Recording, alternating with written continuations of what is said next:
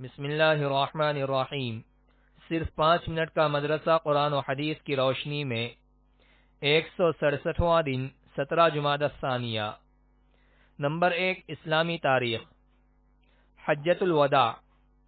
فتح مکہ کے بعد جب پورے عرب میں مذہب اسلام کی خوبیاں اچھی طرح واضح ہو گئیں اور لوگ فوج در فوج شرک و بت پرستی کو چھوڑ کر اسلام قبول کرنے لگے، تو اب وقت تھا کہ حضور صلی اللہ علیہ وسلم خود عملی طور پر فریضہ حج کو انجام دے کر اسلام کے اس عظیم رکن کی شان و شوکت اور اس کی ادائیگی کے صحیح طریقوں کو بیان فرمائیں اور شرکیہ باتوں اور جاہلی رسوم و عادات سے اسے پاک کر دیں۔ چنانچہ رسول اللہ صلی اللہ علیہ وسلم نے حج کا ارادہ کیا اور 25 یا 26 ذی القعدہ سن 10 ہجری کو ظہر کی نماز کے بعد مدینہ منورہ سے روانہ ہوئے۔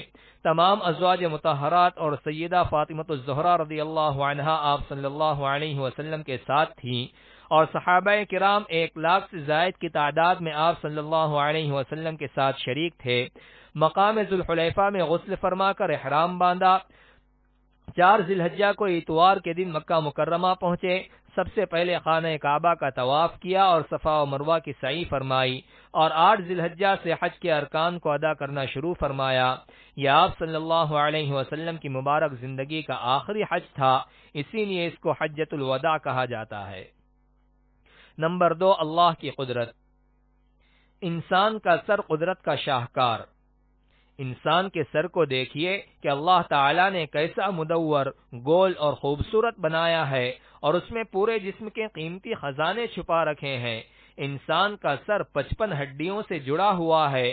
تمام ہڈیاں ایک دوسرے سے جدا ہیں، سب کی شکلیں الگ الگ ہیں۔ 6 ہڈیاں کھوپڑی کے حصے میں ہیں، 24 اوپر کے جبڑے میں اور 2 نیچے کے جبڑے میں، اور باقی دانت میں ہیں۔ ان تمام کو حسن ترتیب کے ساتھ جوڑ کر ایک خوبصورت شکل بنائی۔ غور کرو اس کی کاریگری کتنی زبردست ہے۔ نمبر 3، ایک فرض کے بارے میں۔ بیوی کی وراثت میں شوہر کا حصہ۔ قرآن میں اللہ تعالیٰ فرماتا ہے، تمہارے لیے تمہاری بیویوں کے چھوڑے ہوئے مال میں سے آدھا حصہ ہے، جبکہ ان کی کوئی اولاد نہ ہو، اور اگر ان کی اولاد ہو تو تمہاری بیویوں کے چھوڑے ہوئے مال میں 1/4 حصہ ہے۔ تمہیں یہ حصہ ان کی وصیت اور قرض ادا کرنے کے بعد ملے گا۔ نمبر 4، ایک سنت کے بارے میں۔ سونے سے پہلے بستر جھاڑ لینا۔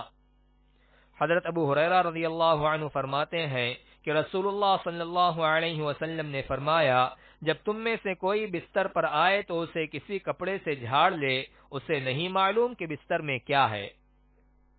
نمبر 5، ایک اہم عمل کی فضیلت۔ جنت میں داخل کرنے والی چیز۔ رسول اللہ صلی اللہ علیہ وسلم سے پوچھا گیا کہ لوگوں کو سب سے زیادہ جنت میں داخل کرنے والی چیز کیا ہے؟ آپ صلی اللہ علیہ وسلم نے فرمایا، اللہ سے ڈرنا اور اچھے اخلاق۔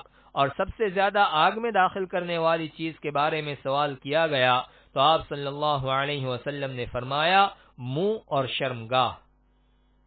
نمبر 6، ایک گناہ کے بارے میں۔ ازار یا پینٹ کو ٹخنے سے نیچے پہننا۔ رسول اللہ صلی اللہ علیہ وسلم نے فرمایا، جو شخص غرور و تکبر میں اپنے ازار کو ٹخنے سے نیچے لٹکائے گا، اللہ تعالی قیامت کے دن اس کی طرف رحمت کی نظر سے نہیں دیکھے گا۔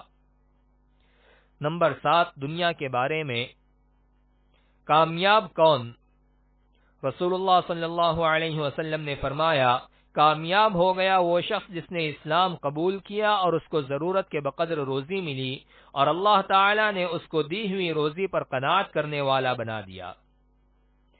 نمبر 8، آخرت کے بارے میں۔ اہل جنت کا اکرام۔ قرآن میں اللہ تعالی فرماتا ہے، یقیناً نیک لوگ آرام میں ہوں گے، مسیریوں پر بیٹھے ہوئے نظارہ کر رہے ہوں گے، تم ان کے چہروں سے جنت کے عیش و آرام کا اندازہ کر لوگے۔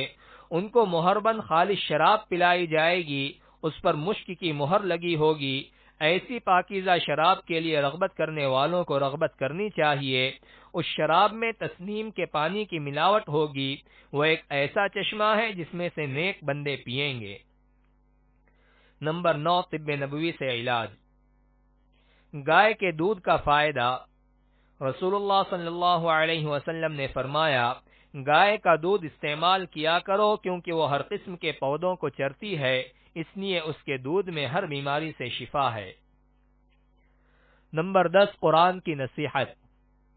قرآن میں اللہ تعالیٰ فرماتا ہے، کیا ایمان والوں کے لیے ابھی تک ایسا وقت نہیں آیا کہ ان کے دل اللہ کی نصیحت اور جو دین حق نازل ہوا ہے اس کے سامنے جھک جائیں، اور وہ ان لوگوں کی طرح نہ ہو جائیں جن کو ان سے پہلے کتاب دی گئی تھی، یعنی وہ وقت آ چکا ہے کہ مسلمانوں کے دل قرآن، اللہ کی یاد اور اس کے سچے دین کے سامنے جھک جائیں۔